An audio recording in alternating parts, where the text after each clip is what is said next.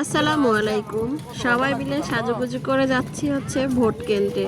তো যাই হোক, ভোট উপলক্ষে আমি গোবিন্দগঞ্জ এসেছি। এখানে হচ্ছে আমার বড় ভাসুর, আমার বড় জায়ের মেয়ে, আমি এবং সায়ান যাচ্ছিলাম। আপনাদের ভাইয়া ঘুমাচ্ছিল, তাই আর ওকে ডাকিনি, ও পরে গিয়ে দিয়ে আসবে। যেহেতু আগে থেকে আমাদের হচ্ছে টোকেন ছিল হাতে, তাই আর সেখানে গিয়ে বেগ পেতে হবে না। তাই আনন্দে আমরা যাচ্ছিলাম। সকালবেলা উঠে শাশুড়ি দুই যা মিলে রান্না বান্না করে খেয়ে দিয়ে আমরা উপস্থিত হয়ে গেছি।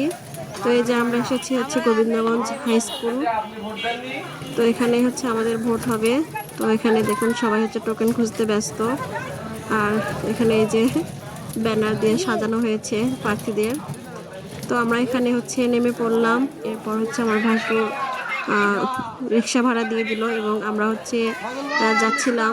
আমাদের ছেলেরা তো খুবই খুশি, আমার ছেলেও খুশি, আমার জায়ের মেয়েও খুব খুশি। যাই হোক, আমরা সবাই মিলে হচ্ছে এখন ভিতরে ঢোকার জন্য অপেক্ষা করছি।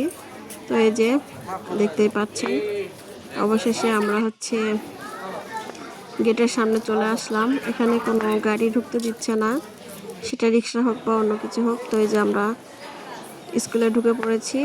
এরপরে যে আমাদের টোকেন নিয়ে ভিতরে চলে গেলাম ভোট দিতে। এরপর আমাদের পছন্দ মতো প্রার্থীকে ভোটটা দিয়ে বের হয়ে চলে এসেছি। আসলে কাকে দিয়েছি না দিয়েছি এটা বড় কথা নয়, তবে যিনি আসবেন উনি যেন সৎ কাজগুলো করেন এবং হচ্ছে ভালো কাজ করেন, এটাই চাওয়া। তো আমি আর আমার যাই এবং ঢং করে একটু ছবি তুললাম, সাথে একটু ভিডিও নিলাম। তো আজকে ভাবছি হচ্ছে অনেকক্ষণ ঘুরবো, কারণ হচ্ছে পুরো গোবিন্দগঞ্জ একদম ফাঁকা, কোনো বড় গাড়ি নেই। আর এটাই হচ্ছে আমাদের সুযোগ ঘোরাফেরা করার জন্য। এদিকে আমরা হচ্ছে আমার ভাসুরের জন্য অপেক্ষা করছিলাম, কারণ আমাদের বুড়ি আছে ওদের সাথে, মানে আমার ভাসুরের মেয়ে আছে, ওকে আমরা নেব সাথে। তো যাই হোক, এদিকে আমরা একটু ভিডিও নিলাম। তো আমরা ওখান থেকে চলে গিয়েছিলাম আমার মামি শাশুড়ির বাসায়।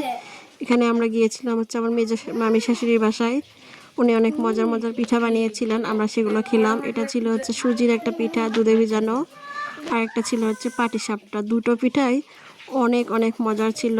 তো আমরা সেখান থেকে খেয়ে আবার চলে আসলাম মামির সাথে একটু কথাবার্তা বলে।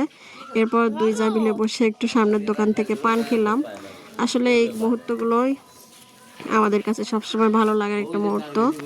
এরপর আমরা রিক্সা নিয়ে গোবিন্দগঞ্জে অনেকটা দূর ঘুরেছি, একদম গাইবান্ধা মোড়ে ওইদিকে গিয়েছিলাম, আবার এদিকে কুঠিবাড়ি, অনেকগুলো ঘুরেছি। তো আপনাদের কাছে মুহূর্তটা কেমন লাগলো অবশ্যই জানাবেন।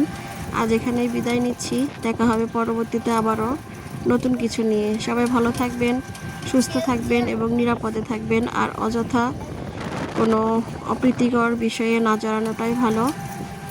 ধন্যবাদ সবাইকে, দেখা হবে পরবর্তীতে আবারও। আল্লাহ হাফেজ।